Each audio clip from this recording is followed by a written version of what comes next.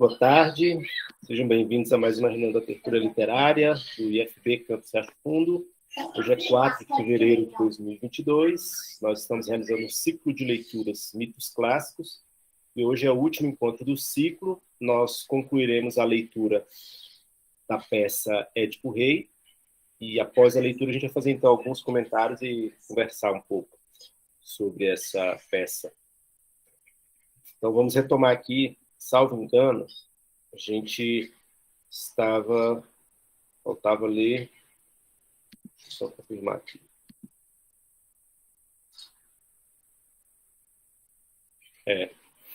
Retomada aqui. Então, só lembrando, né?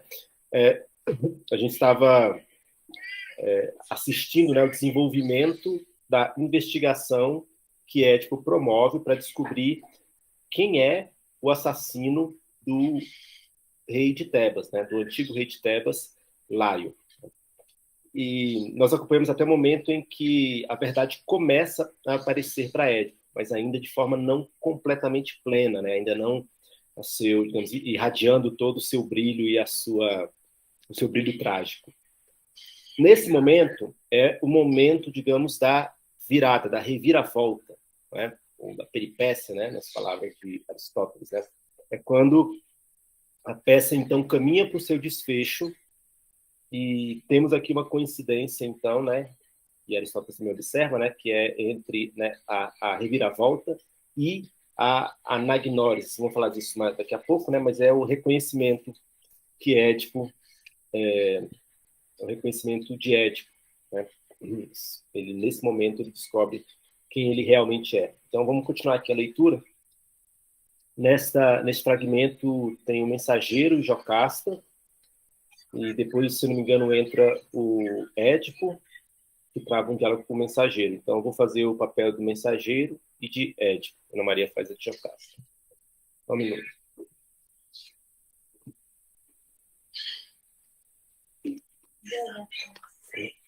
Vamos lá, Ana Maria?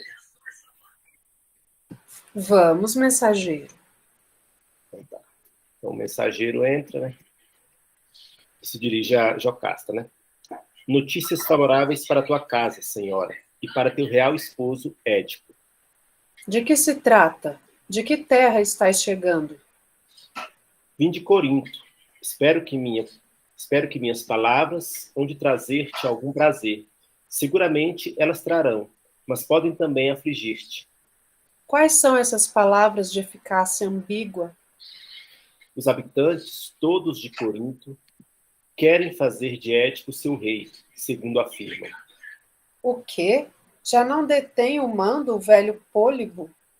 Não mais. A morte acaba de levá-lo ao túmulo. É só para lembrar aqui, né?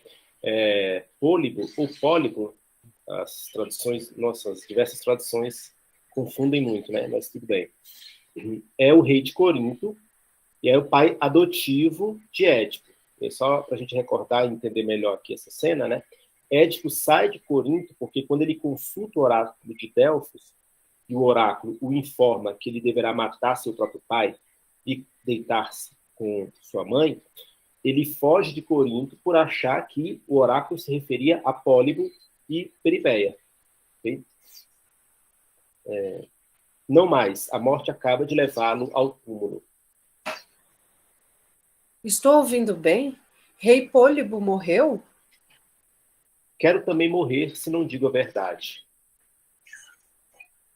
Jocasta dirigindo-se a uma de suas criadas. Corre, mulher! Vai sem demora anunciar o fato ao teu senhor, oráculos dos deuses, a que ficastes reduzidos neste instante.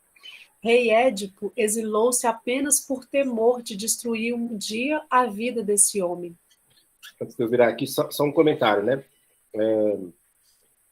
Há uma certa ironia trágica, da qual nós falaremos a seguir, né? Perpassando toda a obra. E essa ironia, ela se manifesta nas falas, né? As pessoas falam coisas e não compreendem o que exatamente está se passando, então elas fazem um comentário sem ter essa compreensão, né? Então, por exemplo, quando ela diz assim, né? Ela diz assim, oráculos dos deuses, né? Note que tem uma exclamação, né? Como se ela tivesse... ela está se dirigindo, né? A oráculos dos deuses, né? a que ficastes reduzidos neste instante? Quer dizer, como se ela dissesse assim, ela estivesse desqualificando os oráculos, né? Ela diz assim, olha, tá vendo? Esses oráculos não servem para nada, né? Ficaram reduzidos a nada nesse instante. Rei Édipo exilou-se apenas por temor de destruir um dia a vida desse homem. Esse homem, no caso, Pólibo, né? Então, na cabeça de Jocasta, aquele evento testemunhava a ineficácia dos oráculos. Vejamos se é isso mesmo. Volta um pouquinho aí, por favor.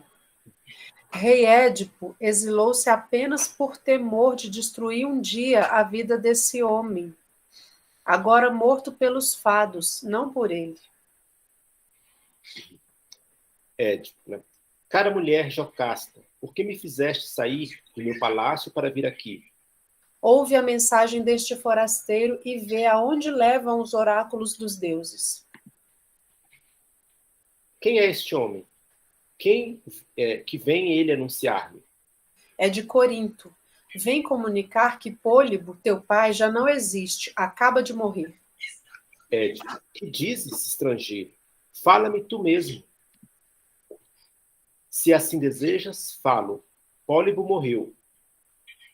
Édipo, por traição ou foi de morte natural? Mensageiro. Os males mais ligeiros matam gente idosa. Édipo, o infeliz foi vítima de uma doença? Foi, e dos muitos anos que ele viu passarem. Édipo, por que, mulher, devemos dar atenção ao fogo divinal da profetisa Pítica, ou, mais ainda, aos pios das etéreas aves? Está vendo? A mesma coisa. Édipo também reage à notícia, assim como Jocasta, como uma espécie de prova da ineficácia do oráculo. Segundo antigas predições, eu deveria matar meu próprio pai. Agora ele repousa debaixo da pesada terra. E quanto a mim, não pus as mãos ultimamente em qualquer arma. Ele foi vítima, talvez, da grande mágoa que minha ausência lhe causou. Somente assim eu poderia motivar a sua morte. A nota aqui, né? Tem aquela nota ali, essa fala é uma fala irônica do Édipo, né? De qualquer forma, Pólibo pertence agora ao reino de Hades, e também levou com ele as tristes profecias. Não, esses oráculos carecem todos de qualquer significado. Há quanto tempo vem usando essas palavras? Dou-te razão, mas o temor desatinava-me. Pois não lhes dê mais atenção de hoje em diante. Não deveria amedrontar-me a perspectiva de partilhar o tálamo de minha mãe? Que, note, né, o que ele está dizendo aqui é o seguinte, né? Agora que o pai dele morreu, então, por exemplo, metade da profecia não pode se cumprir, que é a metade que informa que ele deveria matar o pai, né? Mas tem uma outra metade ainda, né, que diz que ele se deitaria com a mãe. Então, ele ainda se preocupa com essa metade não cumprida da profecia. O medo, em algum tempo, é proveitoso ao homem. O acaso cego é seu senhor inevitável, e ele não tem sequer pressentimento claro de coisa alguma. É mais sensato abandonarmos-nos até onde podemos a fortuna instável. Não deve amedrontar-te, então, o pensamento dessa união com tua mãe. Muitos mortais em sonhos já subiram ao leito materno. Vive melhor quem não se prende a tais receios. Aí aqui, essa parte, digamos, é a parte que provavelmente Freud leu com muita atenção, né? Ela diz assim, ó, não deve amedrontar-te, então, o pensamento dessa união com tua mãe, né? Muitos mortais em sonhos, né, já subiram ao leito materno, ou seja, né, ela diz aqui, muitos dos homens, né, já sonharam conservando relações sexuais com a própria mãe. Então, provavelmente, essa daí foi uma das partes que Freud leu assim, com muita atenção, né? Édipo, seria válida a tua argumentação se minha mãe já fosse morta, mas é viva, e embora julgue justas as tuas palavras, não tenho meios de evitar esse temor. Pode falar, Rafael. Você pode voltar, Alex? Claro. Não, eu queria só chamar a atenção para esse termo, mortais. Muitos mortais em sonhos já subiram ao leito materno. será que talvez fosse também um argumento de que ele, o Édipo, por ser um rei, não seria um mortal? Ou seja, para ele excluir essa possibilidade? O que você acha? Não, eu acho que, bem, poderia valer um estudo mais detido, né? Mas eu acho que o que ela tenta expressar com essa sentença é uma, digamos assim, a irrelevância do medo de Édipo, né? Porque, digamos, é um fato comum o desejo do homem, dos homens, né? Por sua própria mão, algum tipo de desejo sexual que ele acaba destinando em sonho, destinando a sua mãe, né? Em sonho. Eu não sei, Rafael, de fato, acho que... Não, claro, é só uma possibilidade. Nem sei se o Sófocles teve essa intenção, mas é de se pensar também pela posição social que ele ocupa. E Jocasta também, né, nesse jogo de argumentos e até um jogo de raciocínio lógico, não sei. Né? Existe um jogo ali muito intricado também nessa argumentação. Porque para a gente, né, como a gente já sabe o enredo, né, eu acho que a coisa já fica muito mais simples de ser interpretada. Né? Mas eu acho que a gente ser pego assim de supetão, como se estivesse assistindo pela primeira vez, talvez a surpresa seja até maior, não é? Desses argumentos e dessas palavras também, da força de cada uma dessas palavras e do valor delas também nesse contexto. Sim. Olha, acho que fica aberta aí, então, para a gente... Hipóteses. Uma hipótese, exato. Vamos continuar, então. Seria válida a tua argumentação se minha mãe já fosse morta, mas é viva, e embora julgue justas as tuas palavras, não tenho meios de evitar esse temor. De qualquer modo, é grande alívio para ti saber que Pólibo, teu pai, está no túmulo. Concordo, mas receio aquela que está viva. É o mensageiro. Aí, note que o mensageiro, durante o diálogo, ele tenta, de alguma forma, se intrometer no diálogo, né? Se o Rafael quiser ser o mensageiro. Rafael, se você quiser fazer aí... Vou fazer o mensageiro, então. Então, pronto. Beleza. E que mulher é causa desse teu receio? Falo de Mérope, viúva de Pólibo. Ele é capaz de motivar os teus temores? Há um oráculo terrível, estrangeiro. Podes expô-lo ou é defeso a um estranho? Vais conhecê-lo. Disse Apolo que eu teria de unir-me à minha própria mãe e derramar com estas minhas mãos o sangue de meu pai. Eis a razão porque há numerosos anos vivo afastado de Corinto, embora saiba que é doce ao filho o reencontro com seus pais. Deve-se o teu exílio, então, a tais receios? Eu não queria assassinar meu velho pai. Por que ainda não te livrei desses temores, Senhor? Te vi movido por bons sentimentos? Se for assim, terás de mim o justo prêmio. Estou aqui, sem dúvida, com a intenção de beneficiar-me quando regressares. Não voltarei a aproximar-me de meus pais. Não sabes o que fazes, filho. Bem se vê. Como, ancião, desfaze minhas muitas dúvidas? Não, desculpa. Como, ancião, desfaze minhas muitas dúvidas? Se essas razões ainda te afastam de Corinto, temo que Febo se revele um Deus exato. ainda receias a união com tua mãe? Exatamente, ancião. Eis meu temor de sempre. Sabes que nada justifica os teus receios? Mas como não temer se nasci deles dois? Pois ouve bem, não é de Pólibo o teu sangue. Que dizes? Pólibo não é então meu pai? Tanto quanto o homem que te fala, e nada mais. Nada és para mim e és igual ao meu pai? Ele não te gerou, e muito menos eu. Por que então ele chamava-me de filho? O rei te recebeu, Senhor, recém-nascido. Escuta bem, de minhas mãos como um presente. Aí, nota, uma observaçãozinha aqui, né? Notem, isso também é interessante, né? A gente vai falar um pouco mais sobre isso, mas é bom notar no texto. As coincidências que começam a se acumular.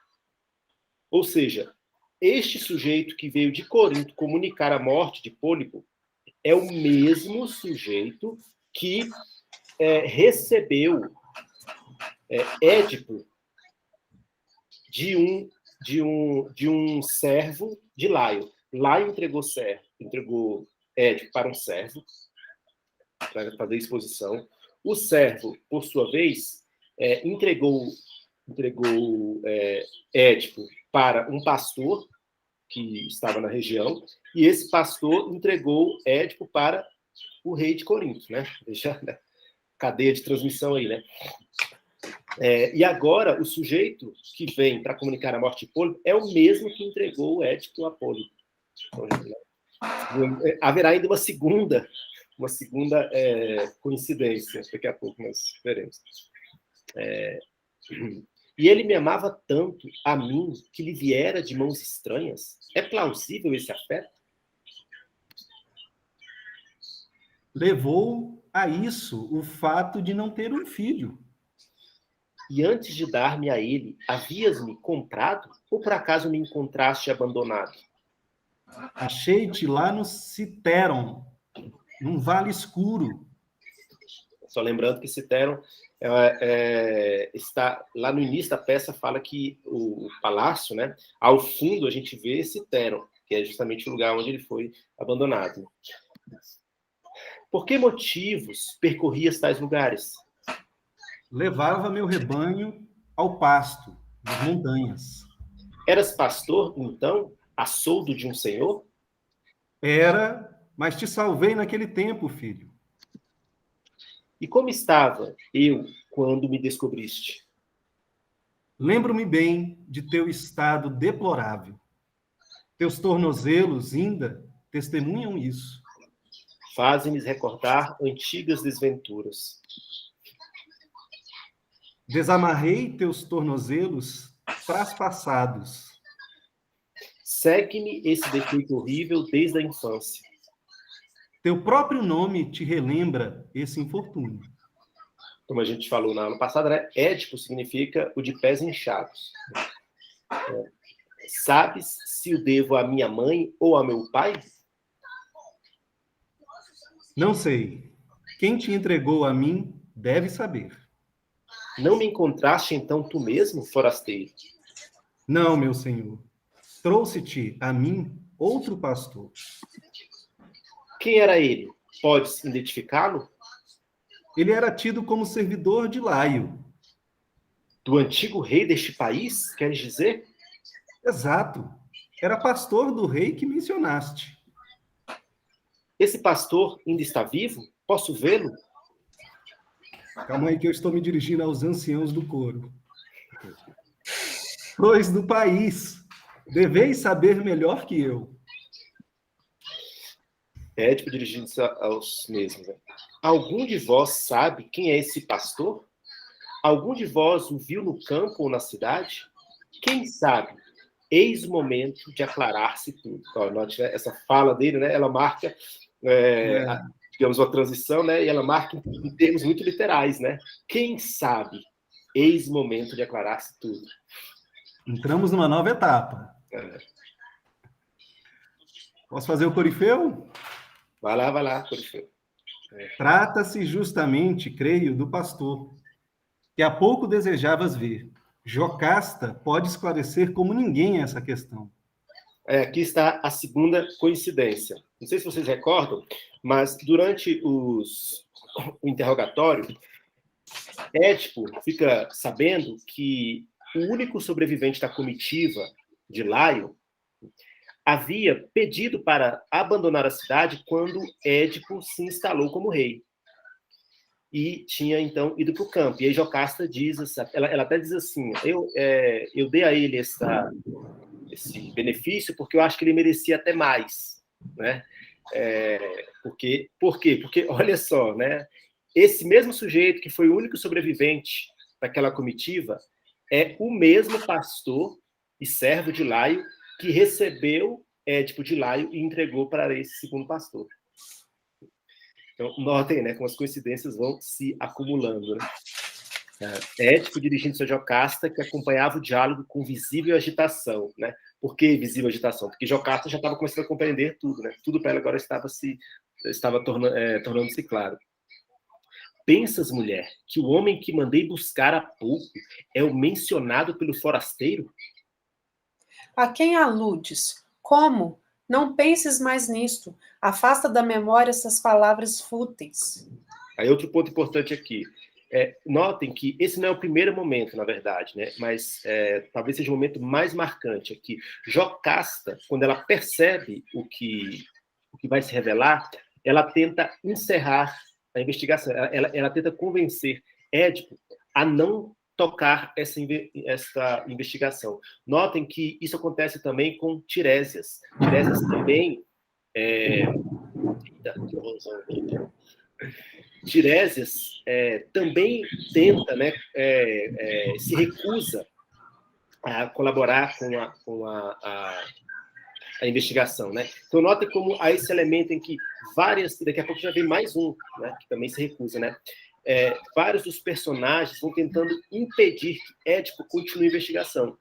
Mas existe uma insistência dele também em relação a essa investigação. Exatamente. Que vai se tornando cada vez mais categórica, né? Ele tem que levar a cabo, ele precisa descobrir essa grande verdade, ela precisa se revelar.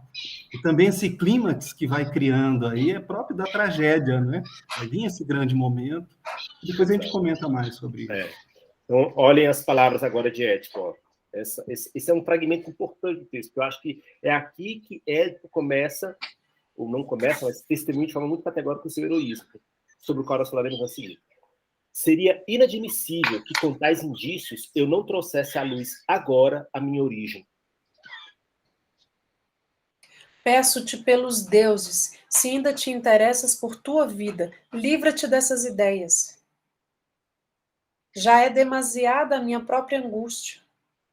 Mesmo se for provado que sou descendente de tripla geração de escravos, nem por isso, mulher, irás sofrer qualquer humilhação. Nada me importa, escuta-me, por favor, para. Malgrado teu, decifrarei este mistério. Move-me apenas, Édipo, teu interesse. Eu dou-te o mais conveniente dos conselhos. Admito, mas esse conselho me desgosta. Ah, infeliz, nunca jamais saibas quem és. Ninguém trará até aqui esse pastor? Não, desculpa. Ninguém trará até aqui esse pastor? O escravo sai correndo para procurar o pastor. Édipo dirige-se ao mensageiro e aos anciãos do corpo. Não vos preocupeis com a senhora. Orgulha-se de seus passados nobres e opulentos. Ai de mim, infeliz. Eis o nome que hoje mereces. Nunca mais ouvirás outro. Aí Jocasta se retira em direção ao palácio. Ok? E aí agora, eu vou pular a parte do coro e do corifeu, né? Então a gente não vai conseguir cumprir tudo aqui. Vamos para a parte em que esse pastor chega, e aí Édipo agora vai travar um diálogo com ele. Eu vou fazer o Édipo, o Rafael faz o pastor aí. Olha-me bem, ancião. Responde a umas perguntas que te farei. Serviste antigamente a Laio? Eu era seu escravo. Ele não me comprou. Desde pequeno fui criado em casa dele. Como vivias? Que fazias para Laio? Segui durante toda a vida seus rebanhos. Em que lugares demoravas por mais tempo? No Citeron, às vezes. Outras vezes, perto. Podes dizer se te recordas deste homem? Qual era o seu ofício? Mostra-me o tal homem. Este homem, tá? Só lembrando, é o mensageiro que chegou de Corinto, né? Ele está perguntando, então, para o pastor se ele conhece o mensageiro. É este aqui. Já o encontraste alguma vez? Não posso responder de súbito. Não lembro. Ana Maria, pode fazer a fala do mensageiro aí, por favor? Posso. Não é surpreendente a sua hesitação. ele esqueceu, mas vou reavivar depressa sua memória. É certo que nos conhecemos no Monte Citeron. Seu rebanho era duplo, o meu era um só e éramos vizinhos. Durou 3 anos essa nossa convivência, da primavera até o outono. Vindo o inverno, eu regressava com o rebanho aos meus estábulos, e ele trazia as muitas reses do rei Laio aos seus currais. Não era assim? Agora lembras? É bem verdade. Mas passaram tantos anos.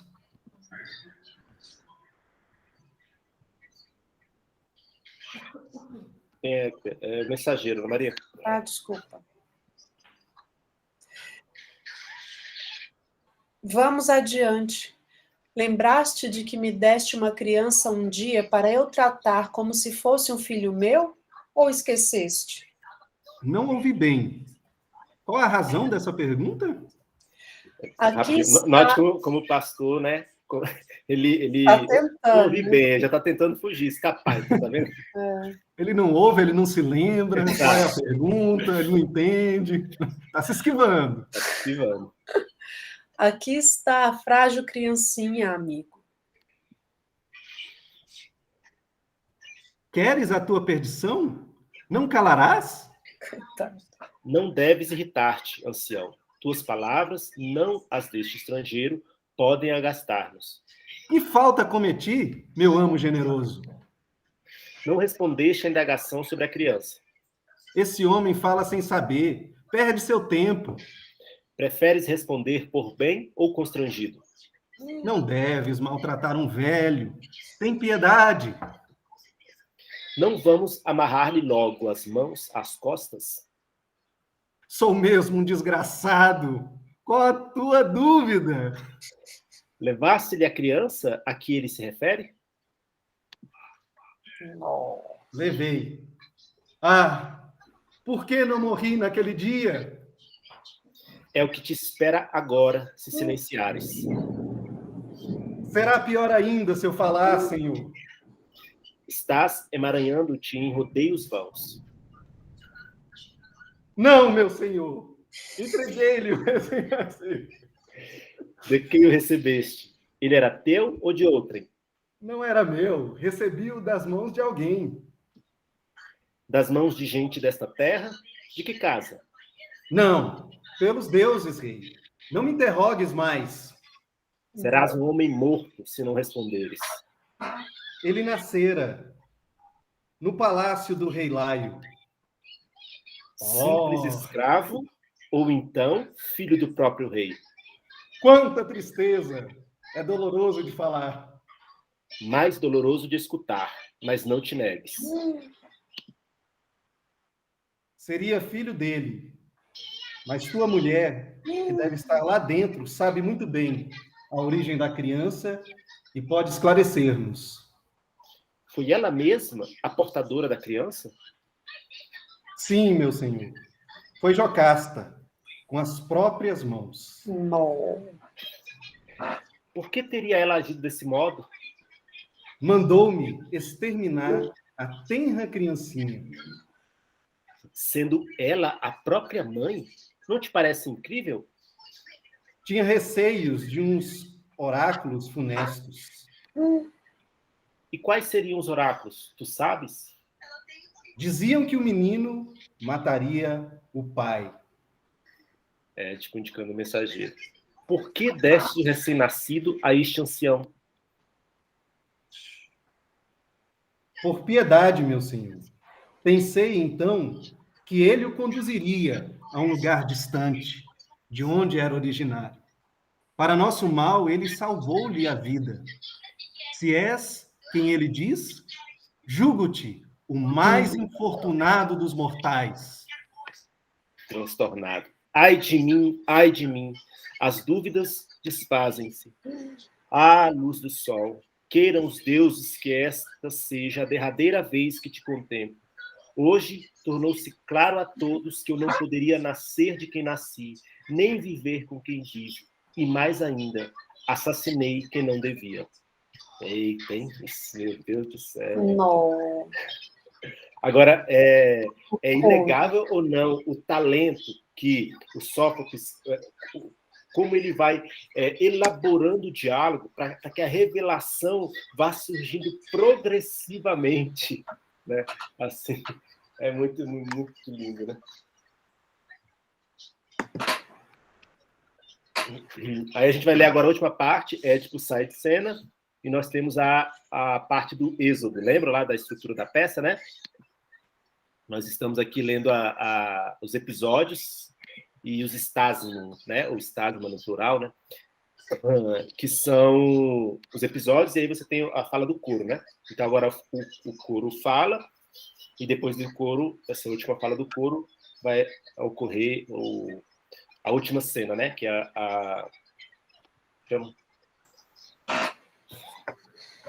acabei de falar, o Êxodo, né? Então vamos lá.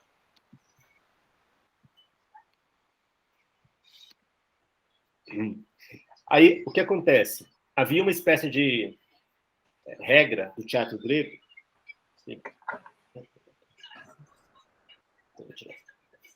Só um minutinho.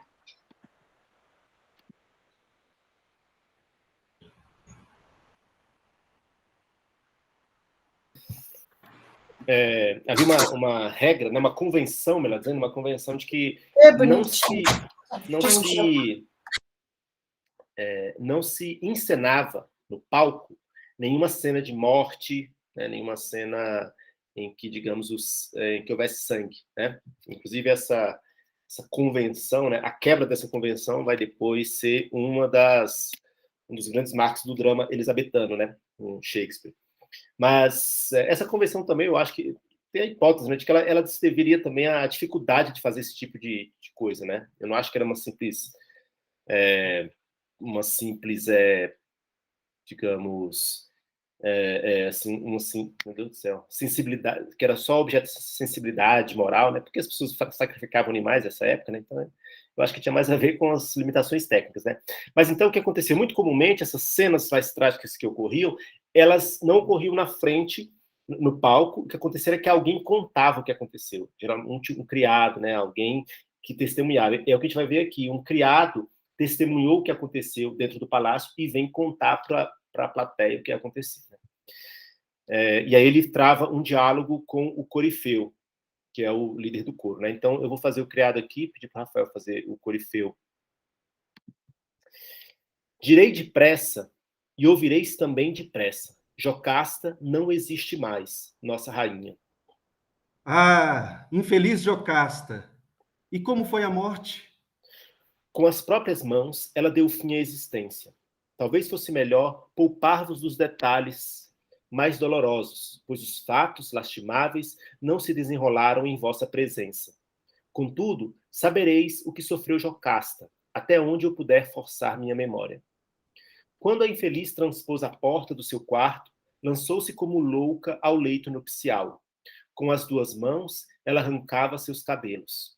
Depois, fechou as portas violentamente, chamando aos gritos Laio, há tanto tempo morto, gritando pelo filho que trouxera ao mundo para matar o pai e que a destinaria a ser a mãe de filhos de seu próprio filho, se merecessem esse nome. Lamentava-se no leito mesmo onde ela havia dado à luz, dizia a infeliz, em dupla geração, aquele esposo tido de seu próprio esposo, e os outros filhos tidos de seu próprio filho. Como em seguida ela morreu, não sei contar. Aos gritos, Édipo acorreu, mas também ele não pôde presenciar a morte da rainha.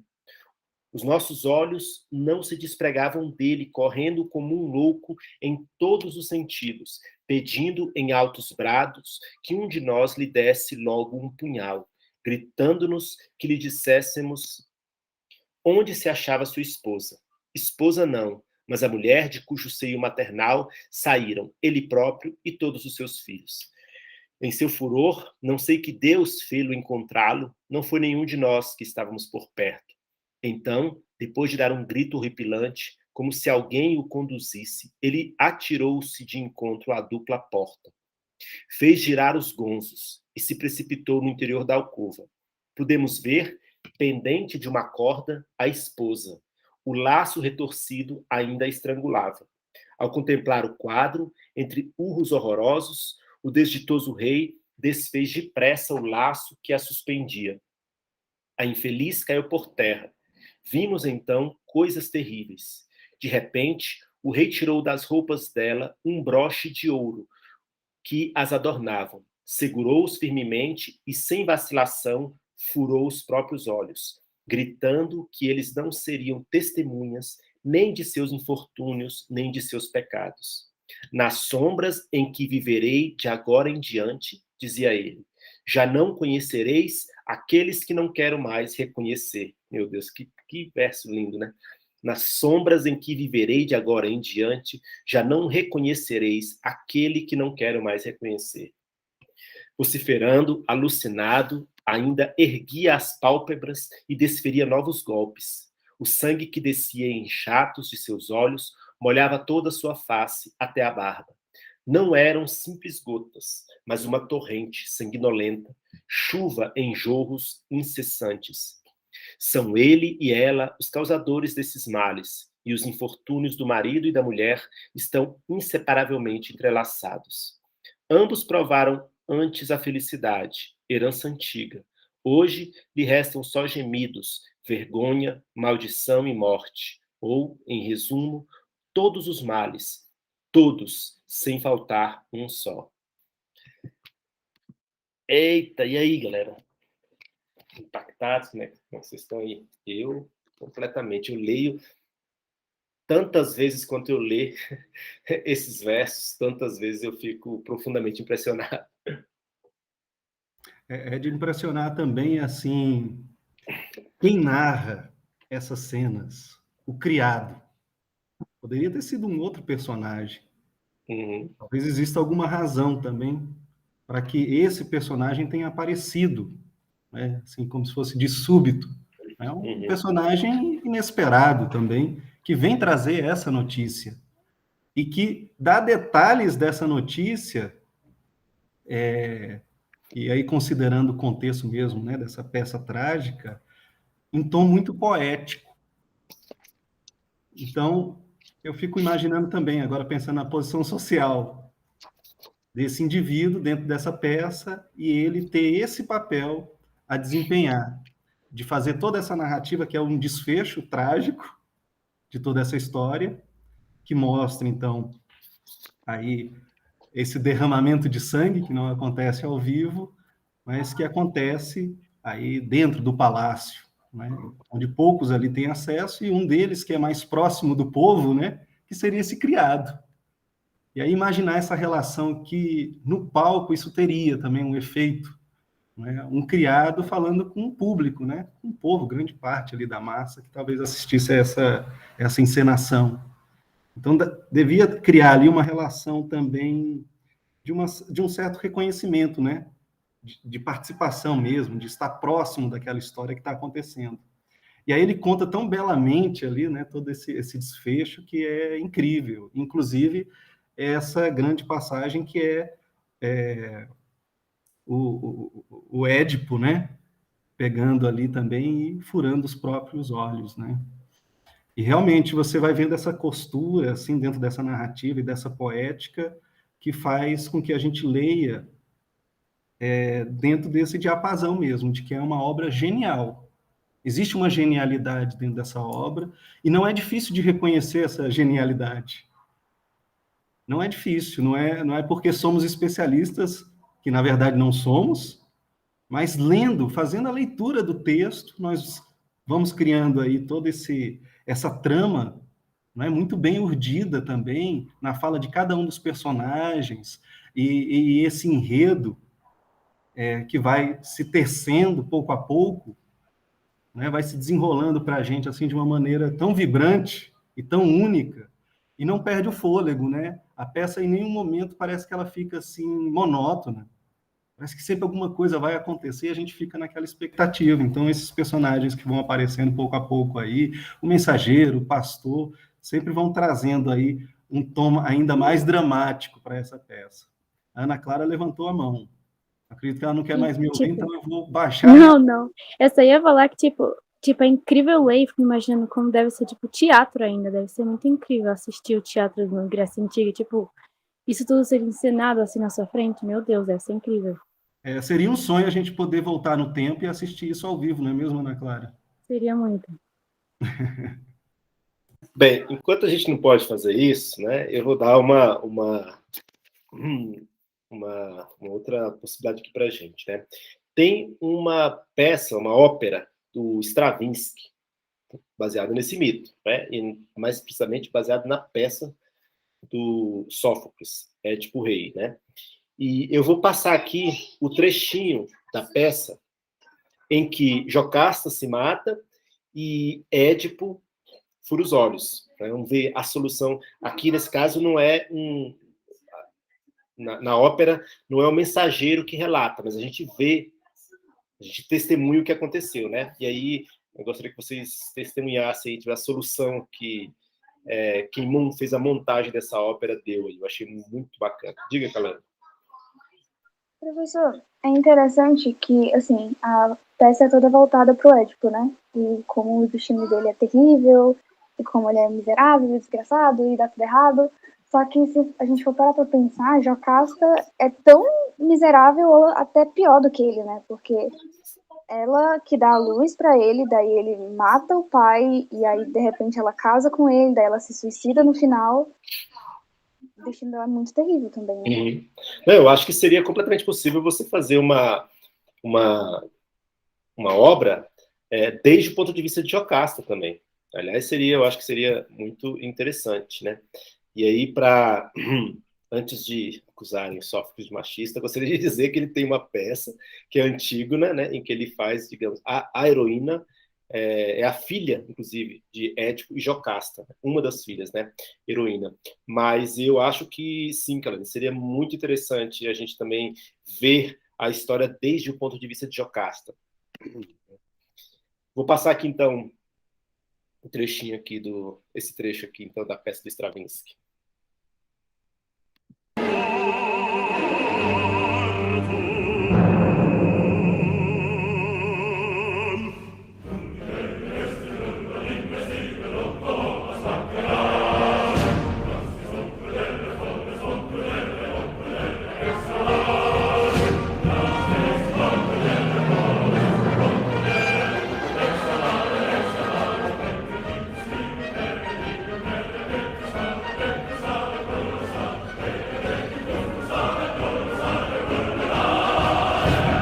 Essa é Jocasta.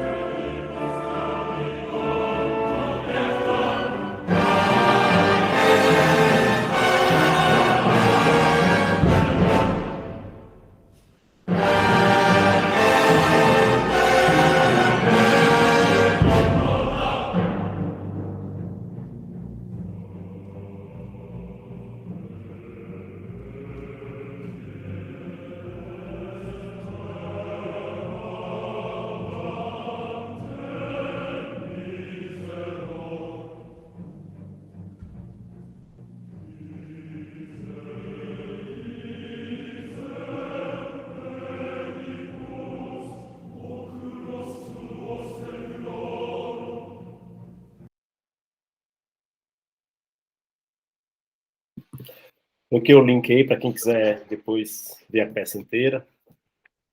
Acho que vale a pena. Bem, alguém quer comentar alguma coisa antes da gente avançar aqui?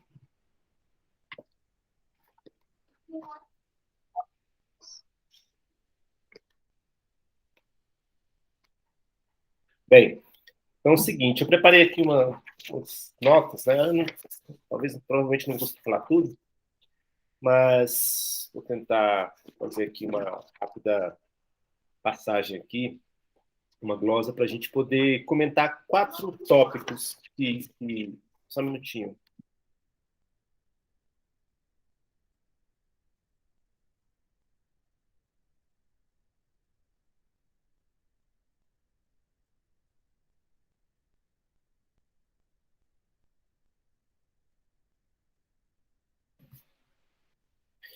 A Ana Maria pergunta por que ele não se suicidou, né?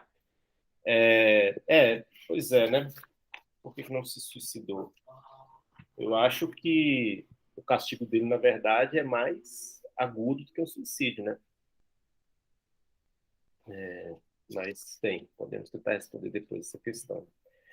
Então, gostaria de comentar com vocês aqui, eu organizei 4 tópicos aqui, que eu acho assim, os tópicos importantes para a gente poder falar sobre a peça. O primeiro tópico é o trágico em Édipo Rei, a gente tentar entender melhor como é que o elemento trágico se desenvolve no interior da peça. Um segundo tópico eu chamei de jogo das inversões, eu quero falar um pouco sobre uma coisa que o Reinhard observou, né, que é que a peça, na verdade, ela opera uma inversão, uma grande inversão, né, mas eu acho que eu consegui observar outras inversões, né.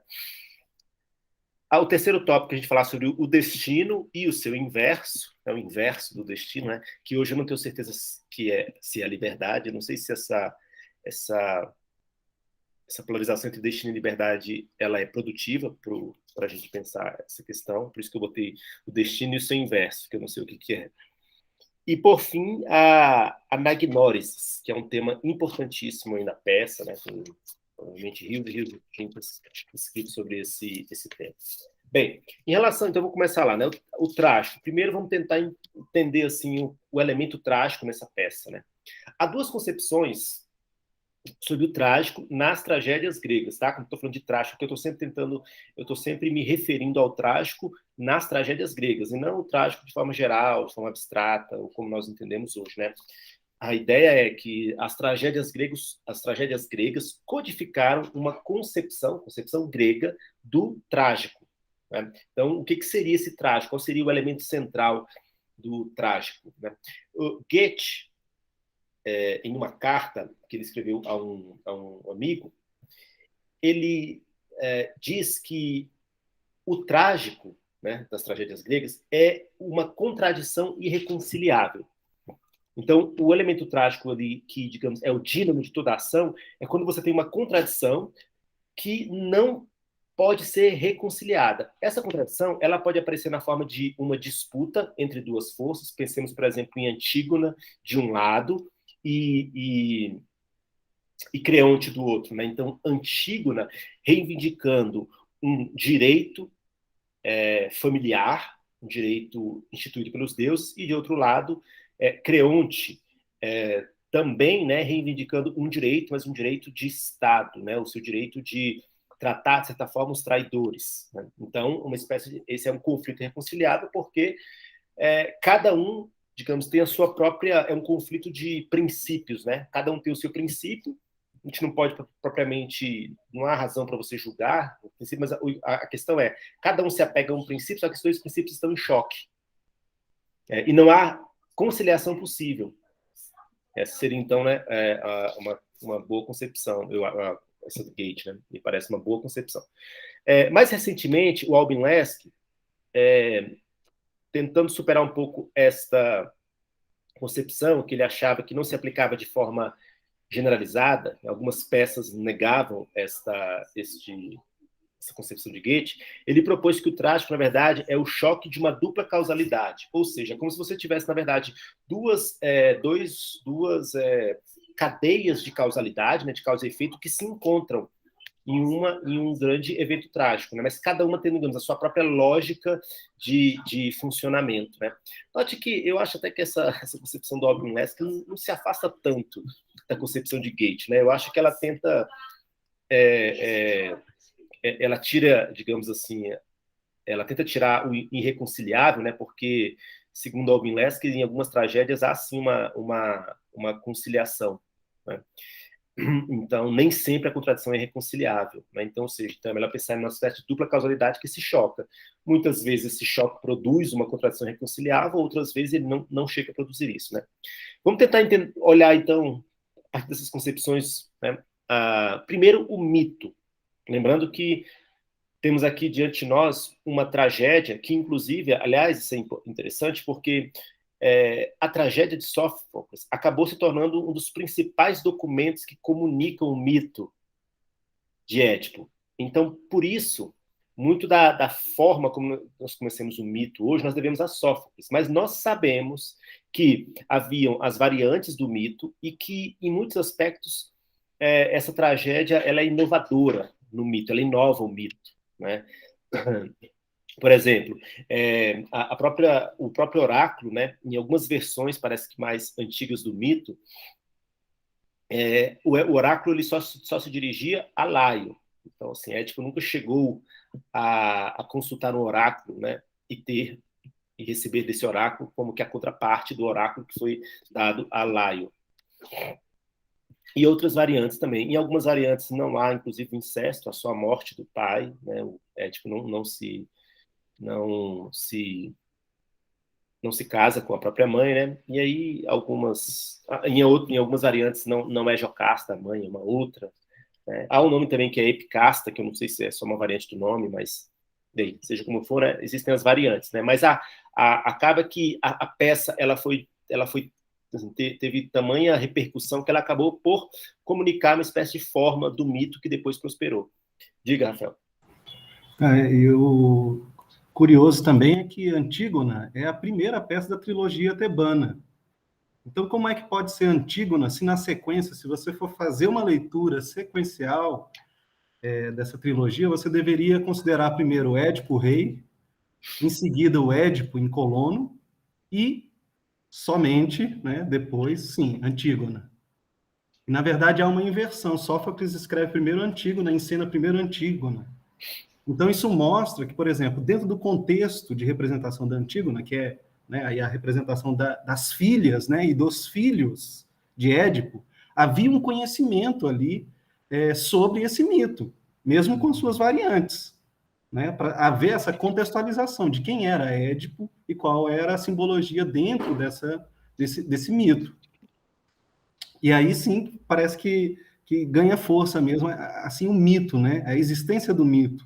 Não sei se tem outras versões escritas, né, da mesma época ou de uma época próxima ali, de Sófocles. Eu desconheço, eu não sei se você fez alguma pesquisa a respeito. Se existe o quê? Desculpa. Outras peças com o tema de Édipo? Não, outros escritos também.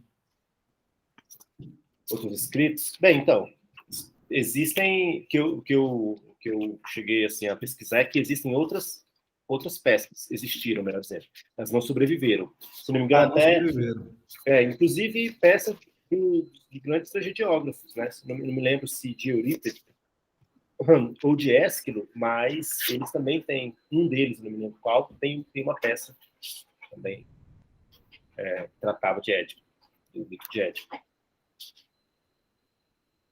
Então, mas de qualquer forma, então, para a época era um mito realmente bastante conhecido, né? Em que as pessoas talvez ali se reconhecessem também naquele mito, né? Ele tinha uma força muito grande para comunicar algo a respeito da própria vida. Uhum. Em relação a esse ponto que você tocou, Rafael, eu acho que vale a pena a gente informar aqui uma coisa, né?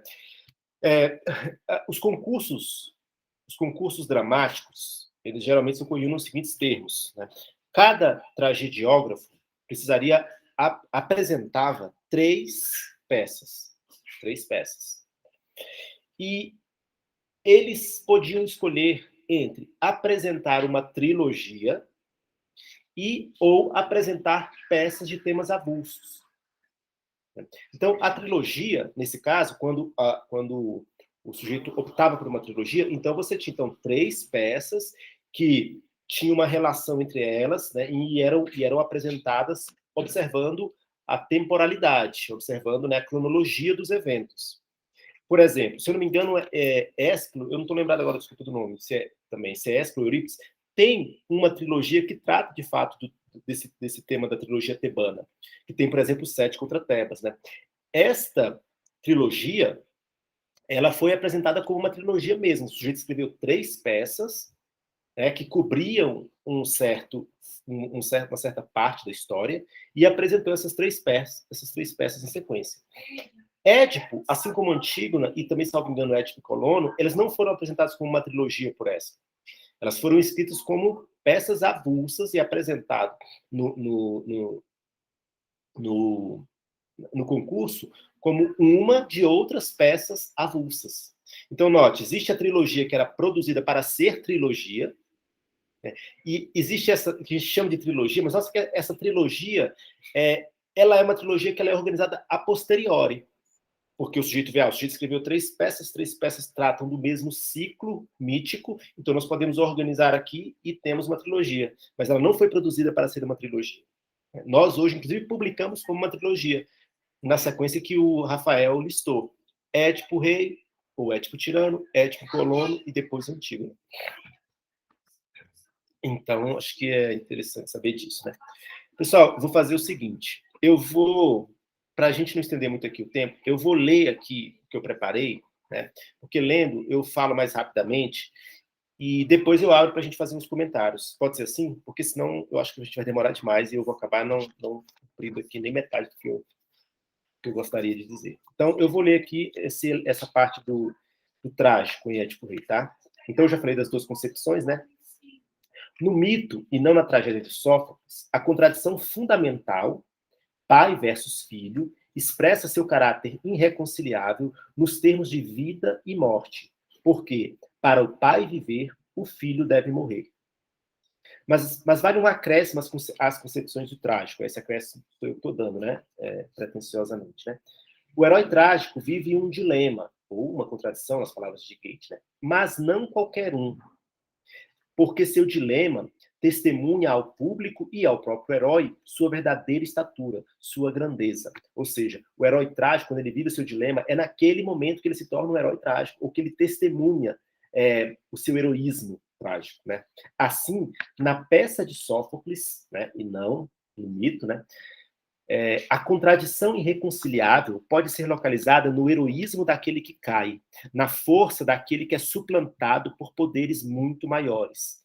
Aí está, para mim, o ponto central do heroísmo. Né? É porque é naquele momento da desgraça que o sujeito testemunha a sua estatura. A dupla causalidade, na tragédia, pode ser observada em 2 planos. No primeiro plano, confrontam-se as ações humanas que acabam por convergir tragicamente. Exemplo, Édipo, fugindo do oráculo, encontra Laio, que dirigia-se a Delfos, inclusive em busca de um oráculo, né? Em uma encruzilhada. Neste ponto, 2 cadeias de causalidade que desenvolviam-se independentemente colidem tragicamente. Então, quais são essas cadeias? A fuga de Édipo do oráculo e Laio indo procurar o oráculo.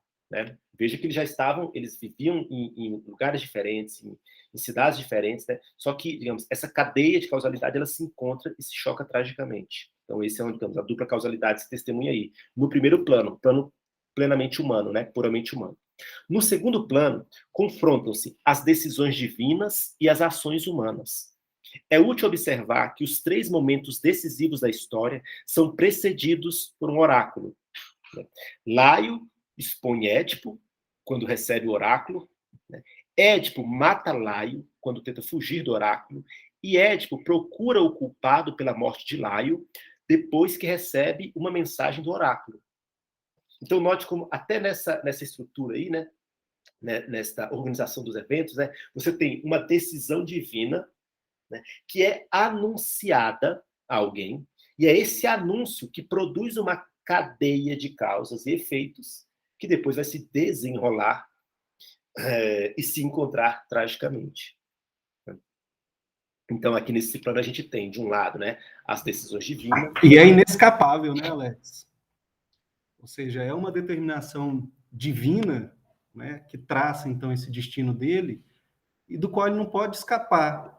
Mesmo que ali dentro da peça, né, tem ali algumas engrenagens tentando fazer com que ele escape disso, até mesmo Jocasta, né, tentando desviar um pouco o foco dele, parece que tudo tem que confluir mesmo para chegar nesse grande momento do que vai acontecer na vida dele. E eu achei muito estranho, assim, nessa minha releitura de Édipo Rei, no início ali, há tantas menções a Apolo e depois ao longo da peça também. Eu digo isso por conta da outra leitura também das Argonáuticas, porque lá aparece muito Apolo, né? E aí a gente já tinha comentado também sobre essa divindade que era muito presente mesmo na vida, né, dos gregos em determinado período. E depois ele aparecendo ali como aquele, né, que também representa os oráculos, né? E aí eu fiquei tentando ainda buscar algumas explicações que eu acho que daria para fazer uma leitura sobre esse viés também, né, da presença de Apolo. É só Sim. isso. Uma das coisas que alguns críticos observam é justamente, digamos, a presença dos deuses na peça. Né? Porque a gente vai falar um pouco disso quando nós estivermos discutindo sobre essa questão que você já levantou do destino, né? Se afinal de contas a gente pode dizer que é uma peça do destino, né? E aí nesse ponto, então, a gente retoma essa discussão da presença dos deuses. Como é que os deuses operam esse destino? Né? E é isso a forma como os deuses aparecem na peça deve nos dar alguma pista, né, de como que nós podemos pensar essa questão. Mas vamos guardar essa discussão maravilhosa para daqui a pouco, né? Então, alguém quer fazer mais um comentário sobre esse tópico? Beleza, Rafael vai ter que sair. Sobre esse tópico do trágico, alguém quer fazer algum acréscimo? Se não, então, eu vou avançar aqui para o próximo tópico, que é sobre o jogo das inversões e dos paradoxos, né? Pode falar, Kalani. Essa questão do trágico, eu tive aula de narrativa, né, literatura narrativa, essas coisas assim, esse último semestre, e a gente tinha lido essa peça de Rei, e outra que também se encaixa no trágico, só que essa é do Tennessee, que é Um Bonde Chamado Desejo. E é engraçado nessas duas peças, como as coisas ruins acontecem em tramas familiares, porque, por exemplo, nessa última peça, acontece da família dessa moça, né, que ela é a personagem principal, maltratar ela, e ela já estava fragilizada já, até ela perder completamente a sanidade e parar no sanatório. E é engraçado isso, porque, tipo assim, se fosse um assassinato acontecido assim, pela mão de um desconhecido, não seria tão chocante. Mas como é pelo próprio filho, como é por um parente, como é algum familiar que fez, um laço sanguíneo, acrescenta mais uma coisa aterrorizante ali, né, na peça. É verdade. Esses dias eu assisti um filme também que como é que se chama? Era A Bruxa? Eu não me lembro de como é que é o nome do filme. Mas era um filme também nessa linha, assim, né? Que tinha um conflito familiar, só que havia um elemento de terror no filme, né? Porque havia certos espíritos lá, não sei o quê, e aí as pessoas estavam morrendo, ninguém sabia quem matava, e parecia que era uma das filhas que estava possessa, e é bem interessante. Um filme bem bonito, inclusive, também do ponto de vista visual. Bem, vamos falar então agora sobre esses jogos de inversão e paradoxos, né? Então, de acordo com Karl Reinhardt, Édipo Rei, tá dando um eco aí, pessoal? Édipo Rei processa. Não, tá. Então vamos dando eco, peraí.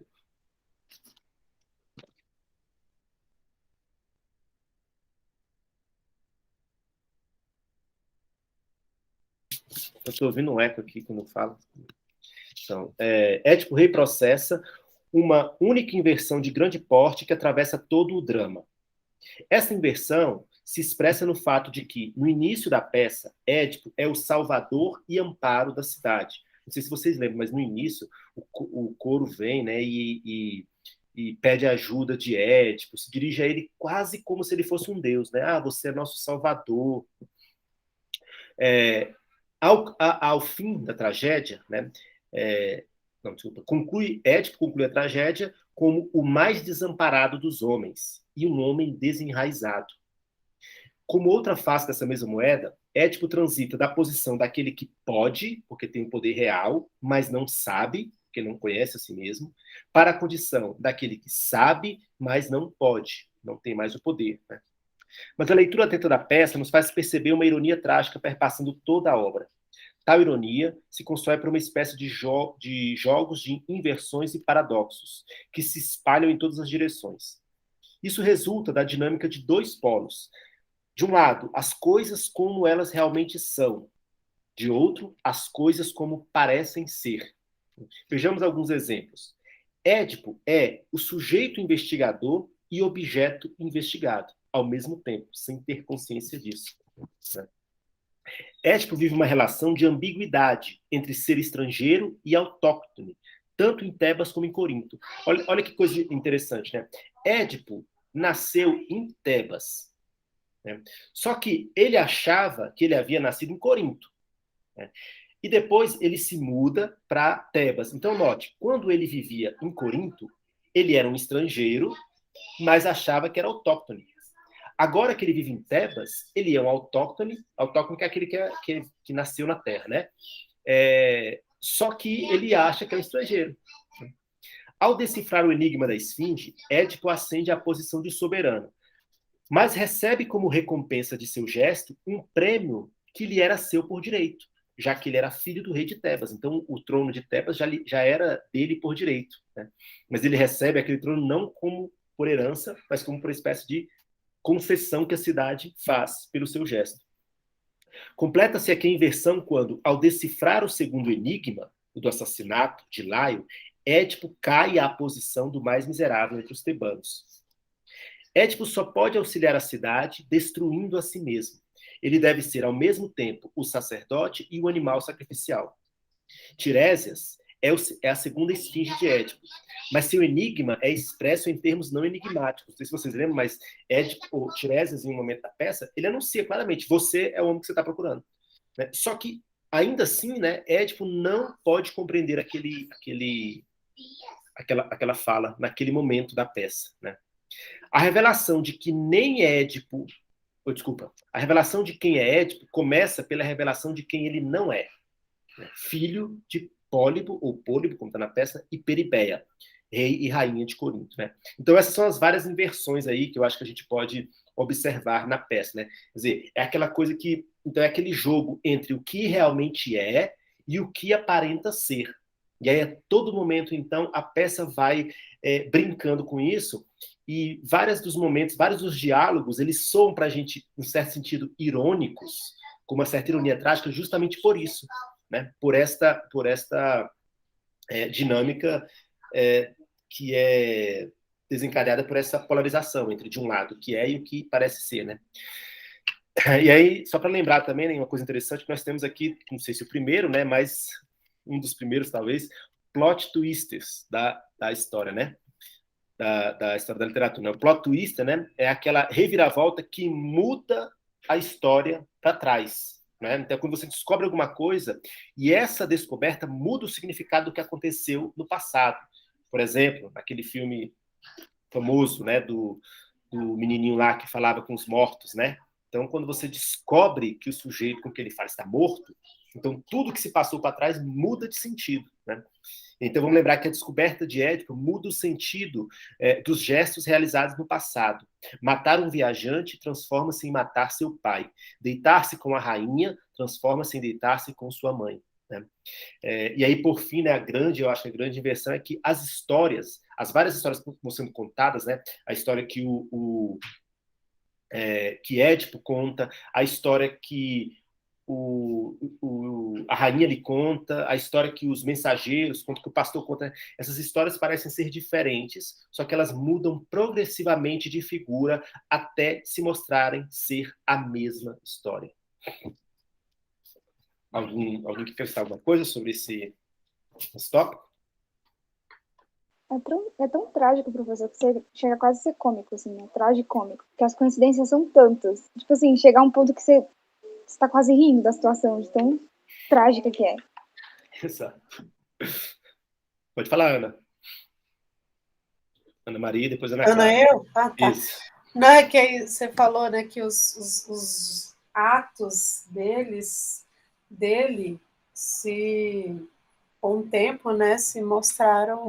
Eu lembrei de Frozen, que o avô tem aquela história com o povo da floresta, né, e tal, e depois que ela descobre que, na verdade, o avô tinha traído, o pessoal também, o que ela sabia depois se tornou outra coisa, né?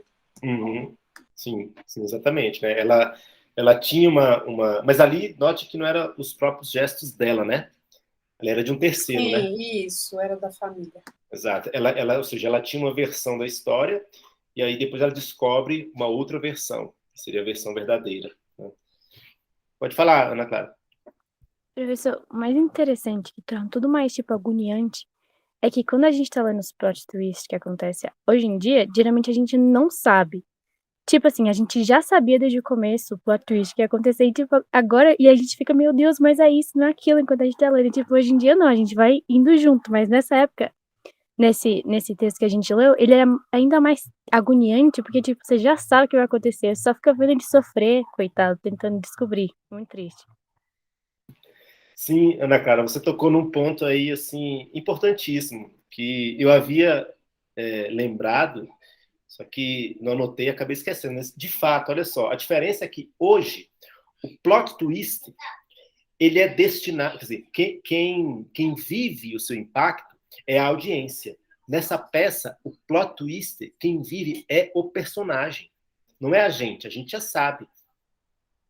Né? Por exemplo, esses dias eu assisti um filme muito legal, ele tem 3 plot twists, é muito legal. Só que como é que é assim? É porque a história é contada desde a perspectiva de um, depois de outro, depois de outro. Aí, cada vez que a história é contada a partir da perspectiva de um, você descobre uma coisa que muda o significado daquilo que da versão do outro, né? Só que note, a história aconteceu daquele jeito, os personagens, né, digamos, estavam se enganando e tal, e nós, da audiência, o plot twist é para nós, né? Aqui não, na peça, quem, digamos, o sujeito do plot twist é o próprio personagem. Pode falar, Ana. Professor, tem um filme muito bom que se chama Entre Facas e Segredos. É o melhor, assim, é um dos meus filmes favoritos. Ele tem muito isso. E é tipo de uma investigação que acontece um assassinato. Eu não vou contar, né? Mas no fim, o assassinato não era o que você pensava. É muito incrível. Se vocês puderem assistir, é Entre Facas e Segredos. É maravilhoso. Ele é recente agora. Eu assisti na quarentena. Beleza. Eu vou recomendar. O que eu assisti se chama É a empregada. A empregada? A Criada. A Criada. É um filme sul-coreano. A Criada. É um filme bem legal. Recomendo também. Bem, então eu vou passar para o próximo tópico agora, que é o destino e seu inverso. Né? Então eu vou fazer o seguinte, né? Vou propor duas perguntas. Né? A primeira é, seria Édipo uma tragédia do destino? E a outra é, seria Édipo o inverso de uma tragédia do destino? Vejamos. Eu vou tentar, na verdade, eu vou só levantar aqui alguns pontos, né? Para tentar sustentar cada uma dessas posições, sabe? De forma independente, para a gente poder depois ver se consegue chegar a alguma síntese, ou se, de fato, esta questão é uma contradição irreconciliável na peça, né? Então, seria Édipo uma tragédia do destino? Né? Quem adota esta tese pode levantar as seguintes observações a favor dela. Édipo é como um personagem teatral que descobre a si mesmo como nada mais do que isso, um personagem cumprindo seu papel em um drama cujo enredo desconhecia. As várias coincidências da história vão conformando a convicção de um destino bem amarrado, pré-determinado. Né? A luta de Édipo não é como a de Hamlet, com sua consciência, mas com sua própria história. Note, por exemplo, quando você lê Hamlet, né? Hamlet, a sua angústia, a sua luta é contra a sua própria consciência, porque ele se sente na obrigação de cometer um crime, né, para poder pagar um outro crime. Então a peça é essa perturbação da sua consciência. Note que não é o caso de Édipo. Não há uma perturbação da sua consciência porque ele comete os crimes sem ter consciência de que está cometendo aqueles crimes, né? Então a sua luta, de um certo sentido, é contra a sua própria história, é contra o que ele próprio mesmo é e foi, sem saber completamente, né? É assim uma luta contra a sua própria existência concreta. Por isso, ao fim de sua tragédia, ele lamenta ter tido sua vida conservada. Há um fragmentozinho no final lá em que ele fala, né, que ele amaldiçoa o fato do sujeito ter salvado a ele. Né? Os acontecimentos fundamentais da história são precedidos por oráculos. Né? E aqui entra naquele ponto que nós estávamos discutindo, né? Não, vou deixar para o próximo aqui, porque faz a conexão melhor. Né? A morte de Laio, primeiro passo no cumprimento do oráculo, ocorre justamente quando Édipo pensa fugir do oráculo.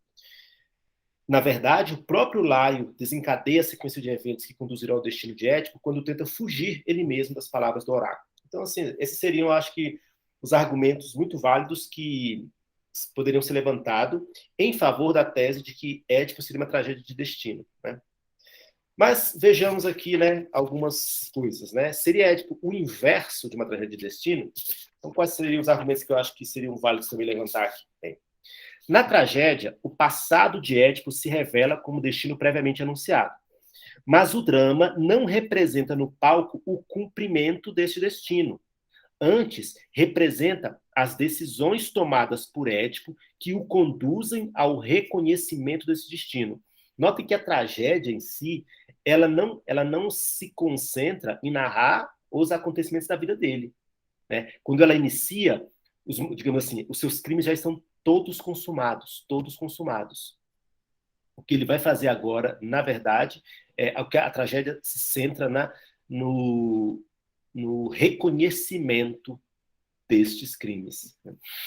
Ademais, ao que parece, o destino não se cumpre em Édipo por meio da atuação direta da divindade sobre o próprio Édipo. Lembremos, por exemplo, da loucura de Héracles. Lembram?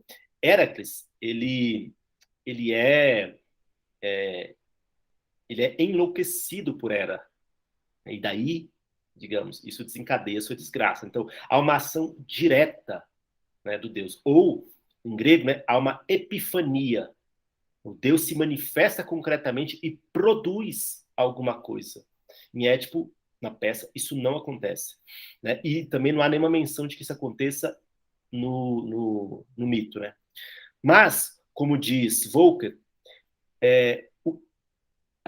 o destino ele aparece como uma série de armadilhas norteadoras, como uma reunião pérfida e inventiva de circunstâncias que lançam inevitavelmente na ruína aqueles que os deuses têm em mira. Né? Então, note que o destino aqui não é para uma apoteose, desculpa, apoteose, por uma epifania, manifestação divina que produz alguma coisa, mas por uma espécie de armadilha que os deuses vão plantando ali e o sujeito vai caindo nessas armadilhas. Talvez seja possível postular o seguinte: o destino do homem se deve não apenas aos efeitos de suas decisões no plano da vida humana, deve-se também aos efeitos de suas ações no plano divino. Laio comete um crime contra os deuses, quando ele sequestra o filho do rei de Corinto, né? Crísipo. Mas Laio comete um crime não contra os deuses, mas contra um homem. Mas sua ação tem por efeito a ira de um deus. E é aí que se sela seu destino e de seu filho. Então, aqui a relação é homem-homem e homem-divindade, né? Édipo mata Laio em uma encruzilhada. E a gente lembra que, a gente estudou isso, né, lá nos contos de fadas, né? A encruzilhada, simbolicamente, ela tende a ser interpretada como aquele lugar onde você toma uma decisão. Você precisa tomar uma decisão. Então, assim, é o lugar onde você faz o exercício do seu livre-arbítrio, né? Só que essa decisão pode ser completamente às cegas, né? O destino final de Édipo vai se delineando à medida que ele mesmo faz seus votos para com os deuses. Então, veja, é por decisão dele mesmo, em certo sentido, né? Ainda que essas decisões, essas imprecações que ele lance contra ele mesmo, sejam realizadas sem que ele tenha conhecimento disso, né? Assim, no escuro, né? Tornar-me-ia ímpio, isso aqui é uma citação, né?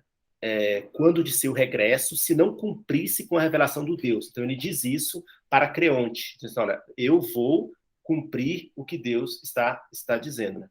Sua fidelidade à divindade determina a necessidade de impingir o castigo contra si mesmo. Aí aqui vou citar um trechinho do Reinhardt. A intensidade da fala de amaldiçoamento de Édipo aumenta na mesma medida em que se torna mais claro que ela é dirigida, sem seu conhecimento, a ele mesmo, o amaldiçoador, né? Bem, então esses são, acho que, os elementos que depois a gente poderia levantar, né? Eu acho que o principal ponto aqui seria observar que a tragédia, ela se concentra no momento em que Édipo investiga a morte de Laio e, à medida que ele vai descobrindo as coisas, né, ele vai tomando decisões. E essas decisões, uma das decisões poderia ser, inclusive, abandonar a investigação, mas ele não faz isso.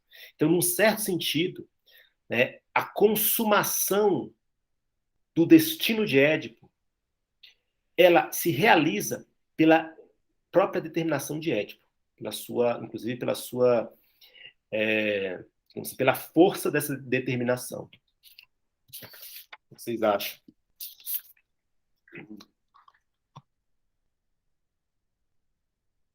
Professor, eu estava pesquisando aqui sobre as moiras, né, as parcas, e aí eu achei uma definição interessante, que acho que casa muito com o que o senhor estava falando. Vou começar a ler aqui. As moiras configuram a misteriosa lei que atua em nossas vidas, que mesmo sendo desconhecida, é invisível, determina súbitas mudanças, alternando os padrões pré-estabelecidos da vida. Em todas as mudanças das nossas vidas, nunca paramos para pensar em suas causas, mas apenas pensamos em nossas próprias reações a tais mudanças. Podemos ser lançados à sorte, como também podemos ser lançados ao fracasso. E ao invés de reconhecermos que existe uma força que pode nos abater ou pode nos elevar, preferimos acreditar que as mudanças ocorrem devido ao acaso ou por acidente. Interessante. Faz uma espécie de mistura também, né? Entre... Achei num site meio místico aqui. Né? Tem um tom místico mesmo essa exposição.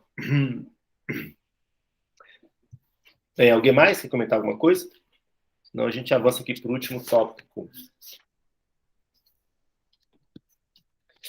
Então, avancemos, então. Então, o último tópico é da anagnórisis, né? Ou o reconhecimento, né? Essa peça é provavelmente um exemplar magnífico de um sujeito que progressivamente vai conhecendo a si mesmo, né? Progressivamente ele vai compreendendo que ele não conhece a si mesmo, e nesse processo ele caminha para o autoconhecimento, né? Então, vou ler aqui as notas que eu fiz e depois a gente avança para as nossas considerações, né?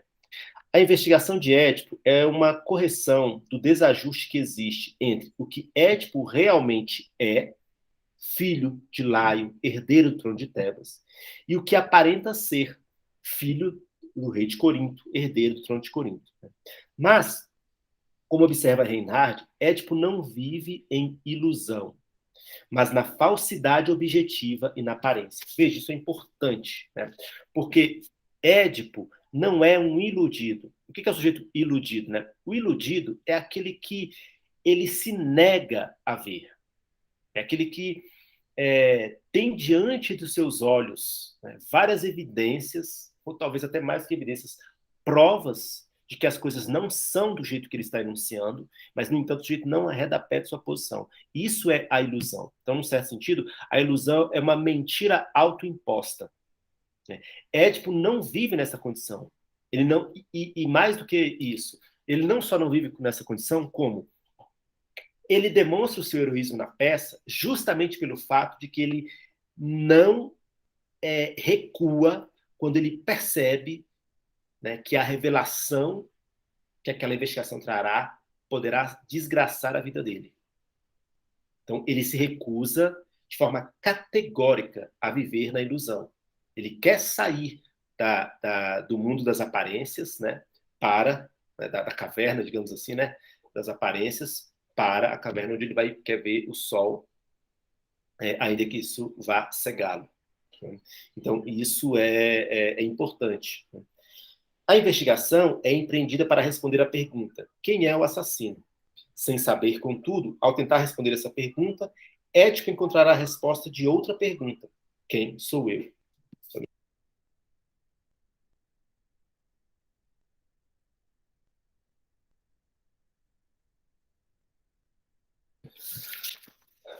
Édipo é, como Moisés, arrancado de sua família e de sua pátria.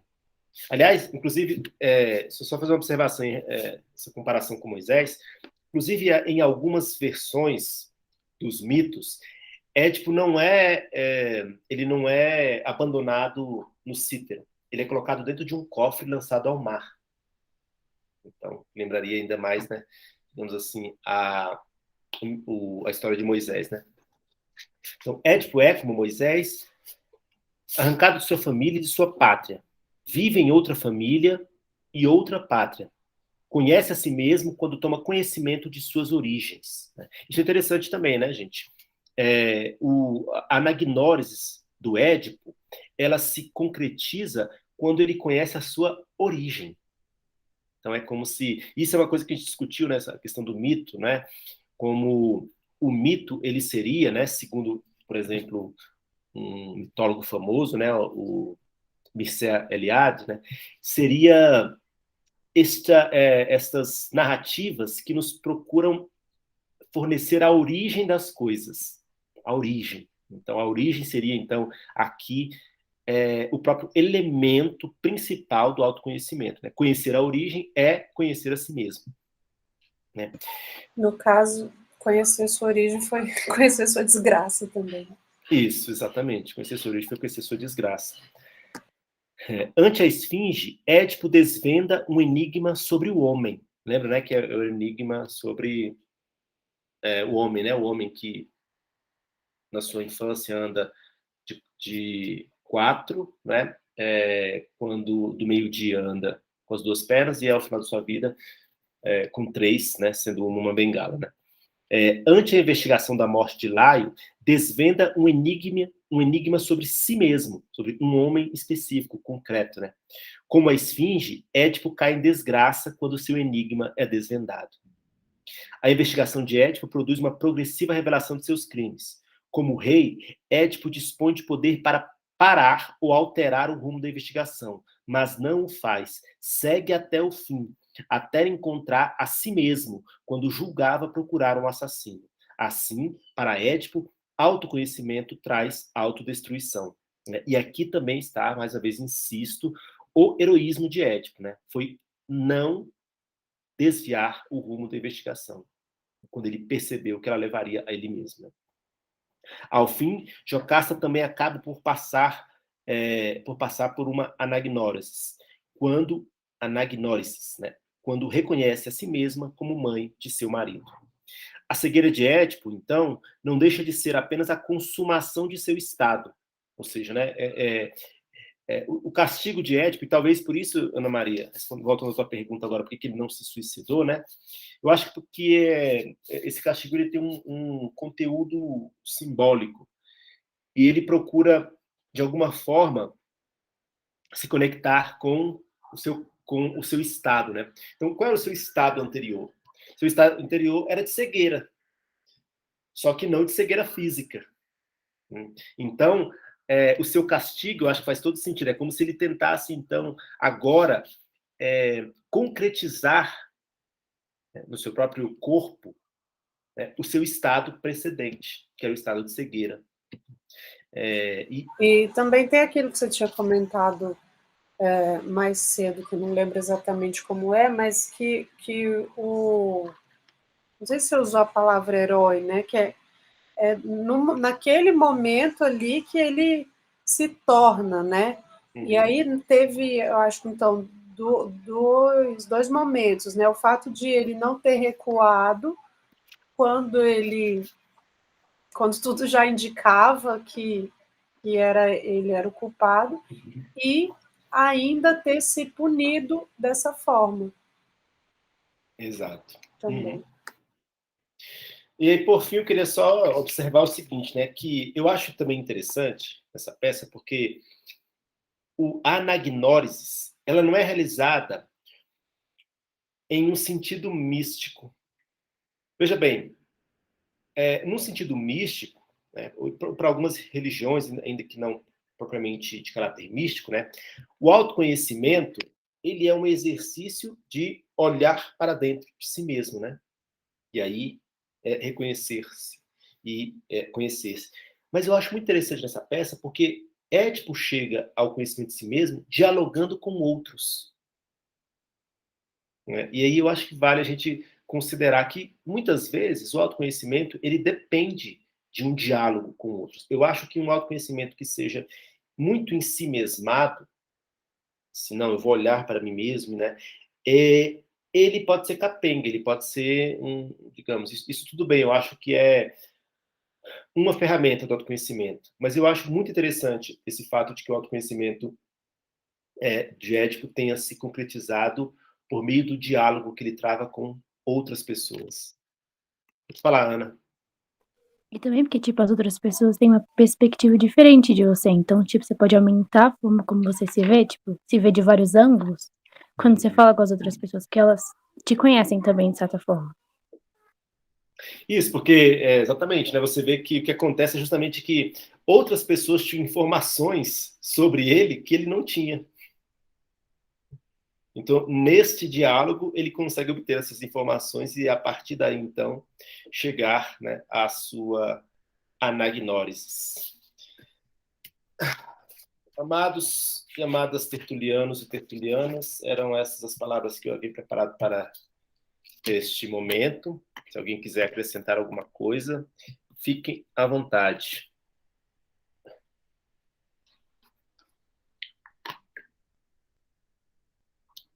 Anne, você falou tão pouco hoje, gostaríamos de ouvir sua voz.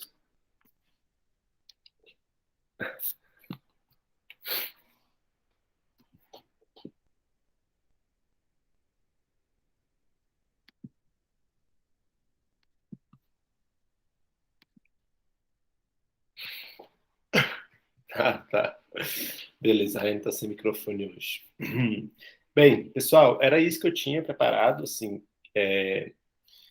queria reforçar, né, a minha opinião de que, de fato, nós estamos diante de uma obra, uma das grandes obras da literatura ocidental.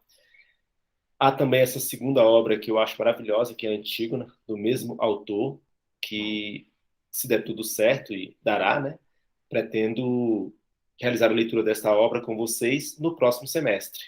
Então, só reforçando, então, que já que houve uma aceitação generalizada, né, o próximo semestre nós faremos então, uma tertúlia dedicada à leitura de tragédias gregas. Aí eu vou ver como é que o público, né, para a gente ver o que a gente faz com o Édipo, se a gente lê de novo, se a gente, de repente, lê outras, né? Mas, bem, vamos decidir isso daí. Mas eu estou pensando aqui, a gente fazer o seguinte, né? A minha ideia é que a gente realize a leitura de umas 5 obras literárias, de umas 5 tragédias. Então, a ideia a gente faz como esse encontro. Em um encontro, a gente destina para fazer a leitura dos fragmentos da peça, né? Para isso nos permitir ter uma visão assim ampla do enredo. E num segundo encontro, a gente faz as discussões sobre a peça. Né? E aí eu vou fazer uma lista, então, de tragédias. Se algum de vocês quiser sugerir, inclusive, uma tragédia, eu gostaria muito de ler tal tragédia, eu posso colocar aqui na lista para as considerações. Então, se alguém tiver alguma sugestão, pode fazer agora. Mas aí a ideia é que a gente leia a peça dos 3 tragediógrafos, dos 3 grandes tragediógrafos, né?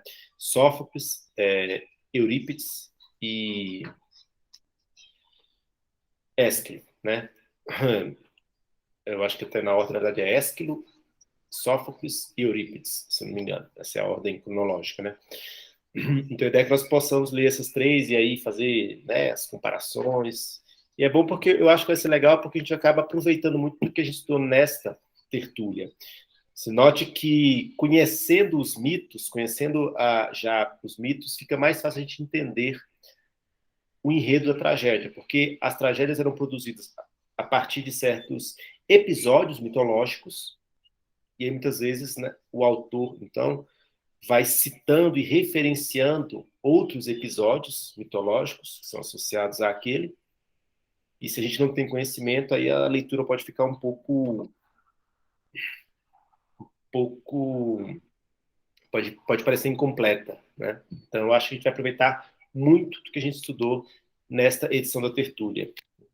Queria dizer que eu adorei essa edição da Tertúlia, assim como eu adorei a outra também, mas essa eu gostei muito mesmo, sabe? Apresentar esses mitos foi uma tarefa muito instigante, ouvir vocês, os comentários de vocês, dialogar com vocês, sempre muito instigante. E espero que a gente, então, continue aí na nossa jornada e constituindo um repertório cultural e literário aí que nos permita transitar com mais tranquilidade aí nos mares da literatura ocidental. Vai Alguém ser presencialmente, professor? Oi? Vai ser presencialmente? Então, eu não decidi isso ainda, Kalani, porque preciso ver como é que o próximo semestre vai iniciar e também verificar como é que vai estar a agenda de vocês.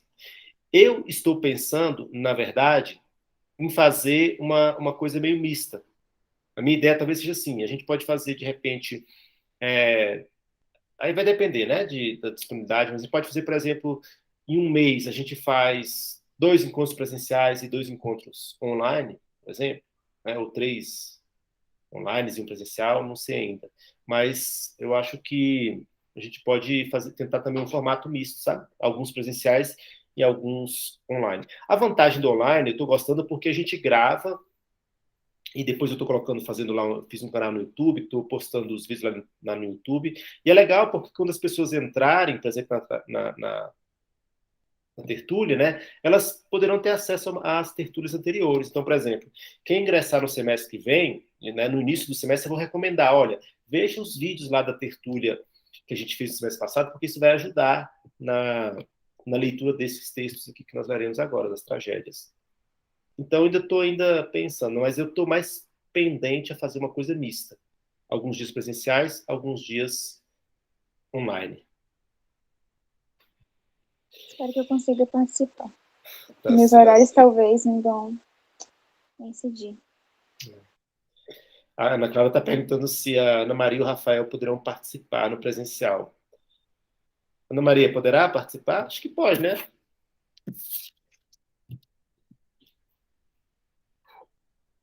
Vixe, me embolei aqui para abrir o microfone.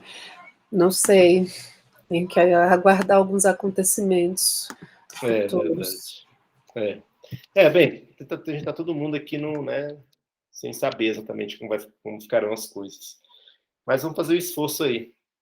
Vou fazer um esforço para. De repente, a gente pode até pensar uma outra data também. Eu gosto de sexta-feira, assim, esse horário, né? Porque aí a gente assim, tá acabando a semana, é um momento que você mais, né? Você tá mais descontraído.